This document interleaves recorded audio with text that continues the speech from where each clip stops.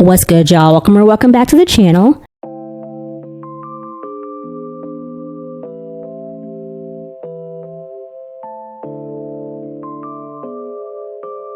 I'm coming to you all today with a wild and disturbing story time that has gone viral on TikTok from a girl by the name of Sierra Rose that definitely needs more exposure and can serve as a reminder and cautionary tale to us all. Let's go ahead and watch the story time, and I'll come back with my final thoughts in the end. Here is my story on how I broke my jaw.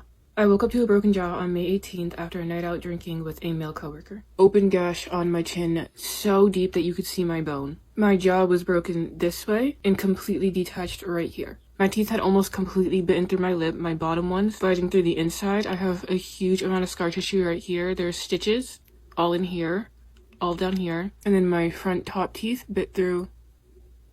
I don't know if you can see the scar tissue.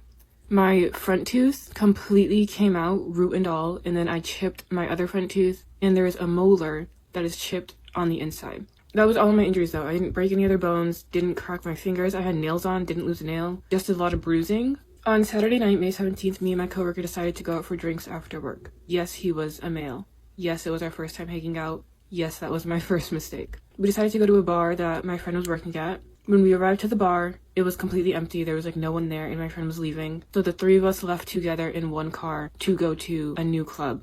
The line was really long. My friend didn't want to wait, so she left me and my coworker there, which I never, ever blamed her for or was mad at her for or felt any type of way towards. Me and my coworker finally make our way inside the club after waiting like 25 minutes, and we immediately head to the bar. He orders us 2 shots each and a tequila soda, and that is literally the only thing I remember from that entire night. I will say that we were drinking in the car before we got to the bar, so I did not get there stone cold sober. I have never in my life ever blacked out before. I always know my limits when I'm drinking, and I don't do any sort of drugs or anything else like that. I'm literally 90% of the time a sober sister. So this was so unlike me. Everything that happened this night, I feel like was so out of character for everyone that was involved. Everyone was acting so weird. I can't even explain it. I'll go into that deeper in a different video because I'm just trying to keep this as a story time. It's such a long story. This was my first time ever blacking out, and it was also my first time ever going out alone with a man. I wake up in the morning on May 18th to a text from my coworker saying, "Here is my story on how I broke my jaw. Part 2. This was my first time ever blacking out, and it was also my first time ever going out alone with a man."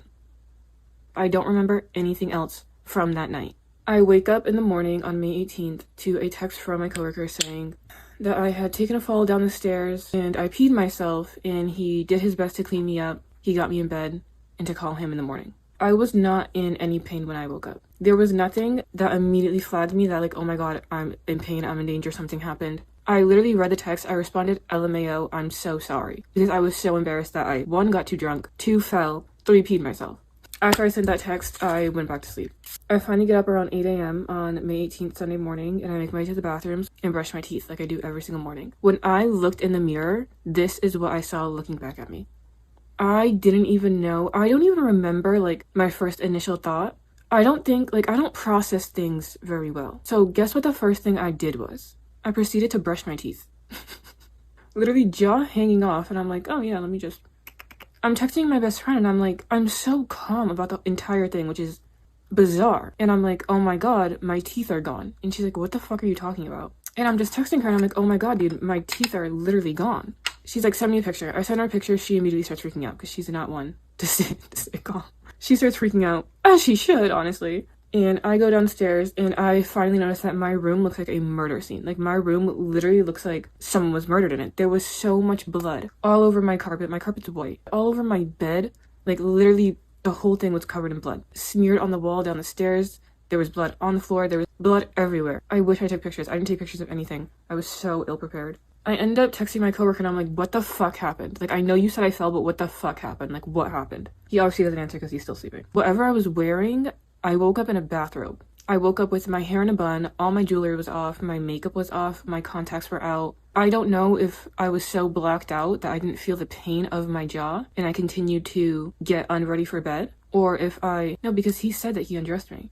I think the scariest part is not knowing what happened to me when he brought me home. And we have ring camera footage of him getting me in the house, and I am so annihilated, I am so obliterated, I can't even walk. It's insane to see myself like that because I've never been like that. But I had to be somewhat still conscious because I had to tell him where I lived. give him the keys to get in the house. We got back to the house around 2:45. And then he walked back out to his car at 2:53. So 8 minutes after we got in my house, he walked back to his car at 8:53, grabbed something, and then came back in. And he didn't leave again until almost 4 a.m. where he's walking out with his bloody t-shirt. And then he leaves. The scariest part is that he refuses to tell anyone what happened that night. I texted him a million times. He kept saying, I took a fall. I think what baffles me the most is like, you see, I took a fall. I'm completely annihilated. I don't even probably know what's going on. He saw that my tooth was missing. He knows I'm bleeding a lot. His t-shirt was covered in blood if he was trying to clean me up. You left me there. He left me there bleeding in my bed. I woke up to so much blood. I also was drinking, so my blood was thinner. I could have bled out that night. The human decency. You could have just slept on my daybed. I have a second bed in my room. You could have slept and stayed with me for the night. You could have taken me to the hospital. You could have called the ambulance. Or you could have seen if anyone else was home. I live with other people and he knew that. The fact that he just cleaned me up and put me to bed is ridiculous. It's crazy. I could have died. I literally could have died that night and no one would have known what would happen. No one would have known a single thing that would have happened to me. But for the first 2 or 3 days, that didn't click in my head. I didn't view him as a villain. I didn't view anyone as a villain. In my head, I got too drunk. I fell down the stairs. I was embarrassed that I drank too much. I was embarrassed that I fell. I was embarrassed that now my jaw was broken. And I was embarrassed that I pissed myself. And I didn't want to tell anyone. I almost didn't even tell my mother about it. I end up calling my boyfriend and he picks me up and immediately takes me to the hospital. Here is my story on how I broke my jaw. Part 3. I literally could have died that night and no one would have known what would happen. My coworker is being so dodgy with answering questions. I'm asking him what happened after I fell. Did I fall when I first got there? You know, what did I do? Did I know that I fell? Was I acting like I was drugged or was I just drunk? I told him I was at the hospital. I think I'm gonna get a drug test, whatever. And he's like, yeah, do it. And then he pulls the, well, you did leave me for 15 minutes at the club. And I was like, what do you mean I left you? And he's like, you went and talked to other people, for 20 minutes. I end up calling my boyfriend and he picks me up and immediately takes me to the hospital. The first hospital we go to completely wastes my time. They did nothing for me. We spent 8 hours there. They did literally nothing. They took pee samples. I don't even think they took blood samples. I think they just gave me an IV. And then they were like, yep, your jaw's broken, but we don't handle that here. And I was like, so what? They didn't even give me medicine. They gave me literally nothing. We end up going to Boston Hospital. Thankfully, my boyfriend's mother works in hospitals. She was able to get me a private room that same day. Literally, thank you God, because I don't know what I would have done without that. I check in around 7 p.m. and let me just say, I've already used the bathroom at this point. I brushed my teeth. I took a shower before I went to the Boston Hospital. There was so much blood in my hair and just everywhere. They're asking if I want to do a grape kit and I'm like, no, because in my head, let me say again, for the first 3 days, I did not think anyone was the villain at all. In my head, I also thought that nothing like that would ever happen to me. It's never even crossed my mind that I could be in danger like that. I don't ever think about myself like that at all in those situations. So at first I said no. Mind you, I already showered, already used the bathroom, already brushed my teeth, and I was also just in so much pain. I just really didn't feel like doing a kit, and I also genuinely didn't think that anything would ever happen or that he would have done anything to me to begin with. My boyfriend and everyone asked the hospital a million times to please take blood samples and test me to see if I've been drugged. They took literally 12 blood samples. This was my arm from how many blood samples they took from me. And we made it very clear, please drug test me. We get the test results back from the hospital, and those mother effers didn't even test me for drugs. They tested me for alcohol, which and then they tested me for some sort of psychosis medicine. They didn't test for a Xanax, they didn't test for a roofie, they didn't test for a Molly, they didn't test for anything that we specifically asked for. What did you do with my 12 samples of blood? What do you mean you didn't freaking test me when I'm sitting here debating a grape kit? I'm telling you I don't remember my night. I'm coming in with a broken jaw. I end up getting discharged from the hospital. Literally everybody is telling me, you need to file a police report. You need to get the police involved. And I was like, I don't want to. I really don't want to. Because I just knew that the police couldn't do anything. But they're like, they can go to the club. They can view the footage. They can see if you've been drugged. They can question this man. They can get everyone's story. If he ever did anything to anyone else or anything like that, they would have it on file. You need to file a police report. And I was like, okay. At the beginning, I just didn't want to do any of that. I did not think that my coworker was in the wrong. I thought it was nice of him that he cleaned me up. Had to deal with all that. I've only known him for 2 months, you know what I mean? It's not like we were besties. I felt like a burden, that there's nothing worse than being that drunk friend, and that's what I felt like. I was literally so embarrassed. So about 6 days after the incident, we went and filed a police report. The thing is that I didn't know what I wanted from the police report. I didn't know what I wanted the police to get from me, which is one of the reasons why I didn't want to do the police report. I guess my biggest thing was I really wanted them to check the footage of the club and question my coworker that was involved. That's literally, I think, all I wanted from them. So we open the police report. I tell them everything. I give them all the screenshots that I have. I give them everything. And they're like, okay, like, we're gonna go to the club. We're gonna see if they have the footage. We're gonna do everything that we can to help you. Days go by and I don't hear anything from the police. Here's my story on how I broke my jaw. Days go by and I don't hear anything from the police. Mind you, my coworker texted me again, checking up on me, asking if I was okay. We called the detective days later and we're like, hey, anything?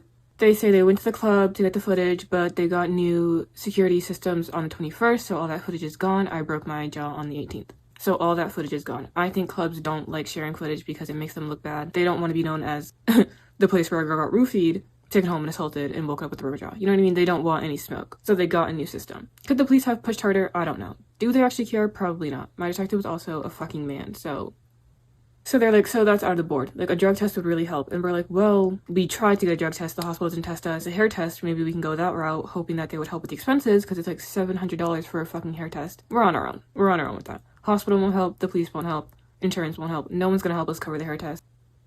So then we're like, well, did you pull my coworker in? Did you get his side of the story? He was like, we reached out to him. He said he was gonna come in. He never did. This was days ago. So that's it. That's it. They didn't keep trying to contact him. They didn't, like, the police don't fucking care. They don't care about anything. They didn't care about answers. They didn't care about me. They didn't try at all. You know what I mean? And this is exactly why I didn't even want to go to the police in the first place. Because I know that they're so fucking useless. They don't do anything, ever, especially for a woman. And especially for a colored woman. So that really pissed me off. And it was just, like, confusing to me. I was getting really confused with why my coworker wasn't just telling us what happened to me that night. Like, what happened that you cannot tell us? And I remember I was texting him and I was trying to get the story from him. I have a boyfriend, and I didn't know if anything happened between me and my coworker that night. So I was trying to get that out of him. And by doing so, I was kind of setting it up to be like, you know, my boyfriend's really upset with me. Did you tell him what we did that night? My boyfriend knew all this. We were just trying to get my coworker and see if he would admit that something happened. And he said, no, I didn't tell him anything, but do you remember now?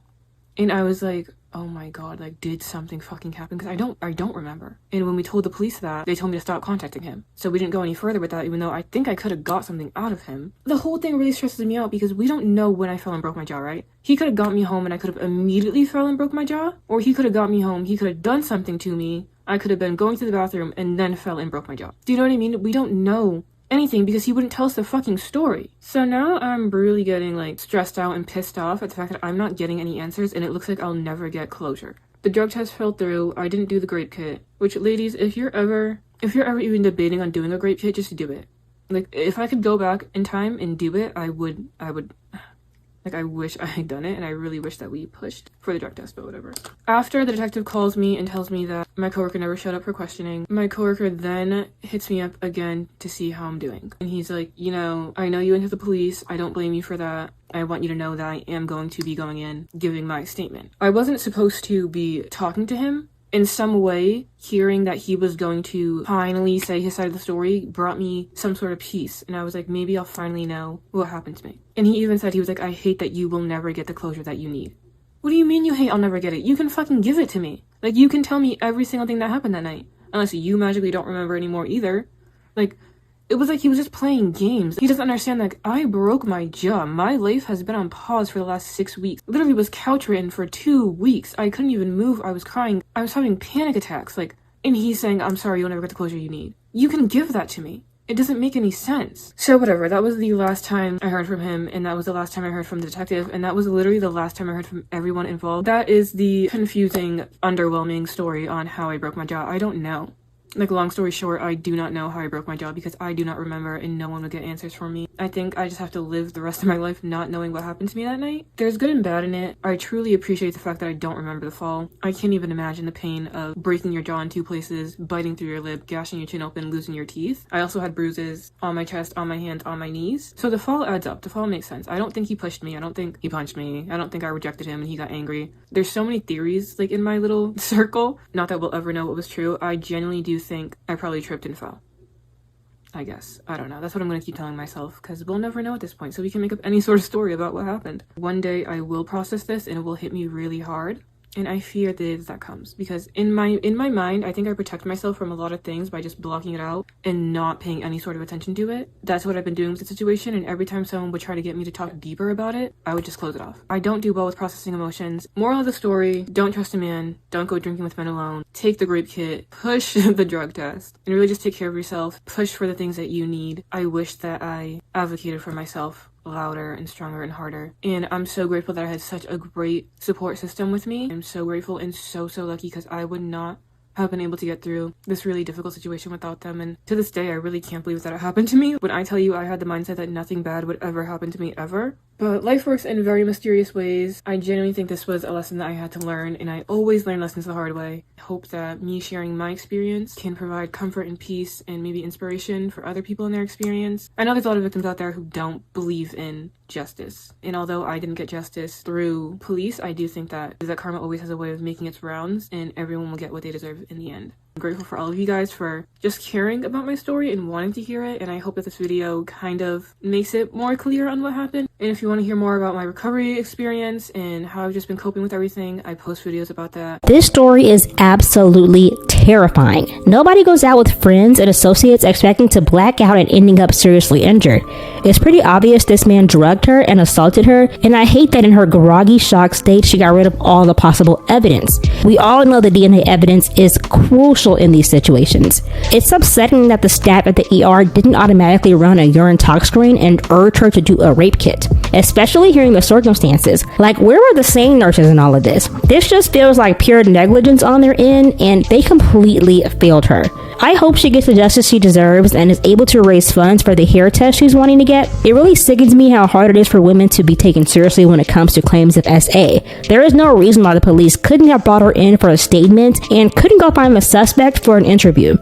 These are serious allegations, and for them to just brush her off is so disheartening. There is no way they watched her ring footage and alarm bells didn't go off when he came back into her home. It's very obvious something nefarious happened here.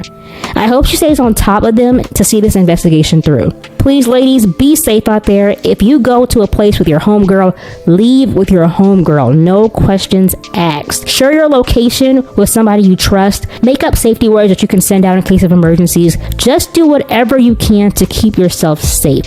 With that said, please keep Sierra in your thoughts. I'll leave her GoFundMe information down below if you want to contribute. Like and sub if you enjoyed this content. We're on the road to 100 subs, and I would love to have you all get with the winning team, okay? I know this is kind of a switch from our usual content, but I really wanted to get this out, and even though my platform isn't that big, I still wanted to use what, little access I have to the outside world to push this story through and raise some awareness. I'll be back with another What Took TikTok real soon, alright? Bye.